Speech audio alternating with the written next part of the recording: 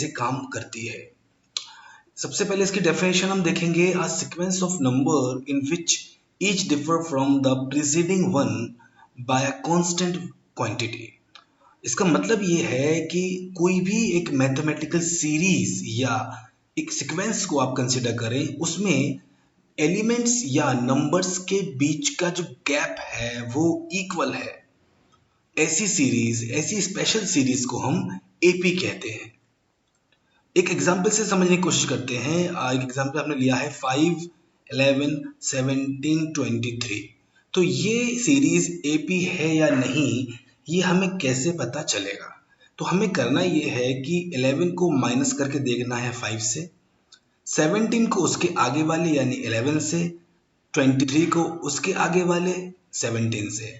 इस तरीके से हम माइनस करके देखेंगे और अगर हमें सेम नंबर मिलता है हर बार, तो ये पर्टिकुलर सीरीज या सीक्वेंस को हम एपी कहेंगे, यानी कि ये एक अरिथमेटिक प्रोग्रेशन कहलाएगी।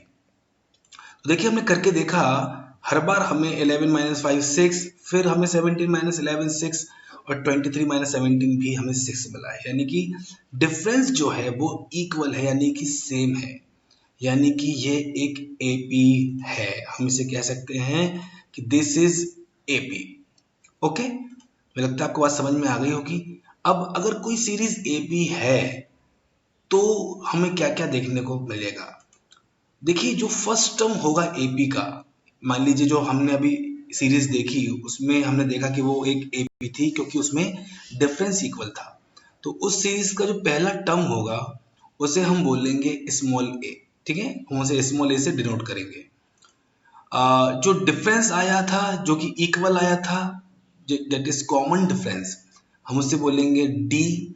और नंबर ऑफ टर्म्स को हम यहाँ डिनोट करेंगे स्मॉल एन से। और जो टोटल नंबर ऑफ सम होगा, यानी कि हम टर्म्स का जब सम करेंगे तो हम उसे बोलेंगे एस ऑफ एन। एन यहाँ पर नंबर ऑफ टर्म है।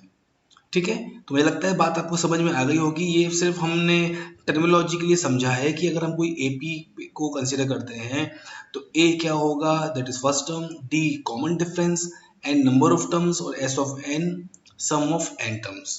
तो ये चार आपको टर्मिनोलॉजी आपको ध्यान रखनी है।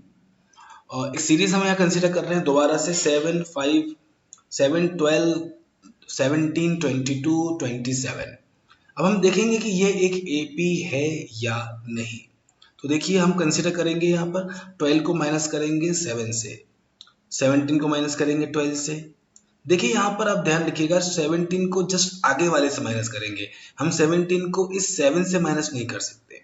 ठीक है, तो इस तरीके से हम करके देखेंगे। तो देखिए हमें हर बार 5 मिल रहा है, यानी कि डिफरेंस इक्वल है, यानी कि कॉमन डिफरेंस सेम है, यानी कि ये एक एपी है। और अगर ये एक एपी है तो इसका जो फर्स्ट टर्म आप देख रहे हैं ये 7, दैट इज कॉल्ड ए।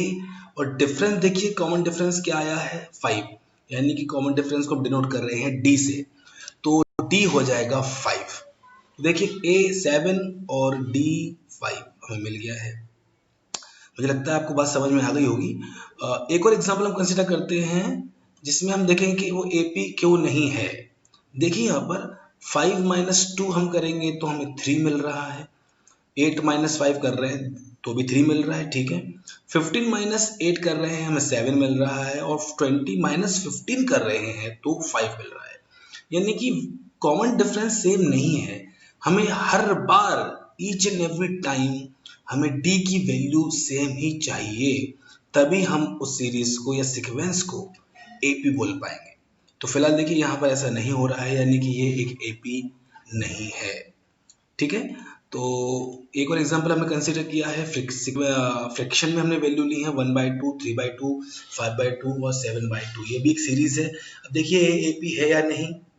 हमने 3/2 को माइनस किया 1/2 से, दैट इज 1। 5/2 को माइनस किया 3/2 से 1, और 7/2 को भी माइनस किया 5/2 से, दैट इज 1। तो डिफरेंस सेम है, यानी कि ये भी एक एपी है। और इसमें a रहेगा हमारा first term, that is equal 1/2, और कॉमन डिफरेंस आया है 1, that is equal d is equal to 1। तो मुझे लगता है कि आपको समझ में आ गया होगा कि कौन सी सीरीज एपी होगी और कौन सी सीरीज एपी नहीं होगी। यदि वो एपी है, यानी कि वो सीरीज या सीक्वेंस अरिथमेटिक प्रोग्रेशन है, तो ही हम उसके फर्स्ट टर्म को ए बोल पाएंगे और डिफरेंस को, कॉमन डिफरेंस को हम डी बोल पाएंगे। ठीक है, क्लियर? तो आगे देखते हैं। अब हम देख रहे हैं फॉर्मेट ऑफ एपी, यानी कि अगर हमें ए पता हो, यानी कि किसी सीरीज का फर्स्ट टर्म पता हो और उनके बीच का डिफरेंस यानी कि कॉमन डिफरेंस, सभी नंबर्स के बीच का गैप यानी कि डिफरेंस हमें पता हो, यानी कि डी हमें पता हो, तो हम कैसे एपी बना पाएंगे। और हम ये भी देख रहे हैं कि किस तरीके से एपी का कंस्ट्रक्शन किया जाता है। तो ये अभी जो फॉर्मेट आप यहाँ देख रहे हैं ये फॉलो करता है एपी को। तो देखिए, ए हमारा फर्स्ट टर्म होता है, हमें पता है, और सेकंड टर्म होगा a plus d, third term a plus 2d, a plus 3d, a plus 4d, that dash dash. आगे आप जितना भी चाहे उतना आगे इसको ले जा सकते हैं। यहाँ एक बात देखने की है कि सभी टर्म्स में डी की वैल्यू एक नंबर से कम है, यानी कि देखिए हम यहाँ फोर्थ टर्म की बात करें तो डी है 3, अगर हम फिफ्थ टर्म की बात करें तो डी है 4, अगर हम एट्थ टर्म की बात करें तो डी है 7। यानी कि किसी भी टर्म को आप कंसिडर कीजिए, वहां पर डी आपको एक वैल्यू से कम मिलेगा। तो बहुत अच्छी बात है ये, तो हमें आगे के टर्म्स निकालने में बहुत आसानी होगी। देखिए यहाँ पर मैं आपसे बात करूँ कि 15th टर्म क्या होगा, तो ऑब्वियसली देखिए ए प्लस 14d। अगर मैं बात करूँ 54th टर्म क्या होगा, तो ए प्लस 53d। अगर हम बात करें 67th टर्म, अगर हमें इस सीरीज का या कोई भी एपी जो हमें दी हुई है उसका निकालना हो, तो 67th टर्म आपको निकालना है। तुरंत निकालिए ए प्लस 66d, यानी कि ए और डी की मदद से आप पूरी एपी को जनरेट कर सकते हो और किसी भी टर्म को आप फाइंड आउट कर सकते हो। यानी कि आप देख सकते हो कि इस सीरीज में आगे चलकर 54th टर्म में क्या आएगा या 67th टर्म पर कौन सी वैल्यू आएगी। ये बिल्कुल सिंपल लॉजिक मैंने आपको बता दिया है।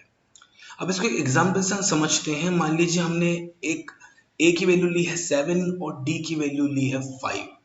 ठीक है, ये हमारा क्वेश्चन है। अब हमें इस वैल्यू से, इन वैल्यूज से हमें एपी को जनरेट करना है। तो देखिए फर्स्ट टर्म तो हमारा ए ही होता है, यानी कि फर्स्ट टर्म हमारा 7 है ही, हमें दिया भी हुआ है। सेकेंड टर्म होता है ए प्लस डी, यानी कि ए प्लस डी आप करिए 7 plus 5 that is 12। Third term हम निकालेंगे ए प्लस 2d, यानी कि ए प्लस 2 इंटू 5, पहले मल्टीप्लाई कीजिए, 5 टू जा 10 प्लस 7 यानी कि 17।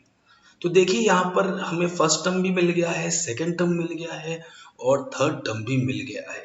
यानी कि ये एक सीरीज बन गई है, एक सीक्वेंस बन गया है और इस सीक्वेंस में डिफरेंस इक्वल है और हमने इसे एपी के फॉर्मेट से ही बनाया है। यानी कि जो सीरीज अब बन गई है ये भी एक एपी है। 17, 7, 12 और 17, और आगे भी हम चाहे तो a प्लस 3d और a प्लस 4d करके आगे के टर्म्स भी हम फाइंड आउट कर सकते हैं। तो अगर आपको a और d की वैल्यू नोन है तो आप सीरीज भी बना सकते हैं, एपी को जनरेट भी कर सकते हैं। देखिए यहाँ पर हम बात कर रहे हैं, अगर कोई भी सीरीज, मैथमेटिकल सीरीज एपी है यानी कि वो अरिथमेटिक प्रोग्रेशन है, तो हम क्या क्या फाइंड आउट कर सकते हैं या हम उस सीरीज पे क्या ऑपरेशंस परफॉर्म कर सकते हैं। नंबर 1 देखिए, हम total number of terms find out कर सकते हैं, यानी कि इस पर्टिकुलर सीरीज में कितने नंबर ऑफ टर्म्स होंगे ये भी हम निकाल सकते हैं।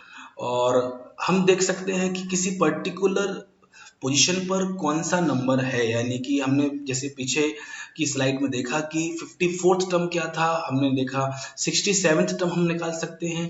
तो उसके लिए हमारे पास एक फॉर्मूला अवेलेबल है, that is called a of n, यानी कि नंबर ऑफ टर्म्स का फॉर्मूला है a plus n minus 1 into d. ठीक है, ए यहाँ पर उस सीरीज का फर्स्ट टर्म रहेगा, डी होगा कॉमन डिफरेंस और एन होगा नंबर ऑफ टर्म्स। अंडरस्टूड? तो हम इस तरीके से 54th टर्म पे क्या आएगा हम निकाल सकते हैं, 62 टर्म क्या होगा, 55th टर्म क्या होगा, ऐसे बहुत सारे कोई भी पोजीशन का नंबर हम फाइंड आउट कर सकते हैं। और देखिए लास्ट टर्म अगर हमें फाइंड आउट करना है किसी सीरीज का, मान लीजिए कोई एपी आपको दी हुई है, उस एपी में 50 टर्म है, 50 टर्म्स हैं और उसका आखिरी टर्म क्या होगा, यानी कि 50th टर्म क्या होगा, ये भी हम फाइंड आउट कर सकते हैं सेम फॉर्मूले से। यानी कि लास्ट टर्म के लिए भी और नंबर ऑफ टर्म्स के लिए सेम फॉर्मूला है, बिल्कुल सेम। दूसरी बात देखते हैं, थर्ड नंबर, हम नंबर ऑफ टर्म्स का सम भी फाइंड आउट कर सकते हैं। यानी कि किसी पर्टिकुलर एपी में मुझे 25 टर्म्स को लगातार जोड़कर बताना है कि 25 टर्म्स का सम, या 26 टर्म शुरू के स्टार्टिंग के 26 टर्म पूरे हम अगर ऐड कर दें तो हमें क्या आंसर मिलेगा। उसके लिए भी हमारे पास फॉर्मूला है, that is called S of n, यानी कि sum of n term. N हमें बताएगा कि कितने टर्म्स को ऐड करना है। ए यहाँ पर हमारा फर्स्ट टर्म रहेगा, डी हमारा कॉमन डिफरेंस रहेगा। ठीक है, तो ये नंबर सम निकालने का है, यानी कि एन टर्म्स का सम हम फाइंड आउट कर सकते हैं। एक और फॉर्मूला है number of sum of n terms find out करने का, that is called n by two, 2a plus L.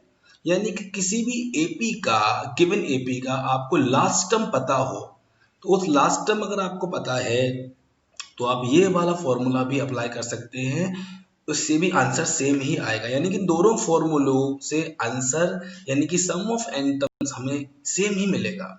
ठीक है, तो ये हमने देखा यहाँ पर कि कौन कौन से ऑपरेशंस हम एपी पर परफॉर्म कर पाएंगे।